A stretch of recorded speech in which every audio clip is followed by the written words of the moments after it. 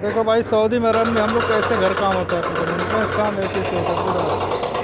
हर चीज़ पूरा तुम ऐसे होता है, इतना डाउन गड्ढा खुदा के तब जाके बिल्डिंग बनता है। मशीन पूरा लगी है, देखो इधर पाइपलाइन का काम हो रहा है, इधर देखो पूरा पाइपलाइन काम हो रहा है, इधर सारा पूरा पाइप डला रहा है। पानी नहाने वाला, पीने वाला पूरा पानी है। हर चीज़ देखो, इधर पूरा सब सामान है नहाने के लिए, सब इधर काम कर रहे हैं। देखो हम लोग पूरा पानी के लिए सऊदी अरब में से काम होता है, जैसे भी से लेके पूरा हर चीज़ है। देख लो भाई, सऊदी अरब में ऐसे काम किया जाता है।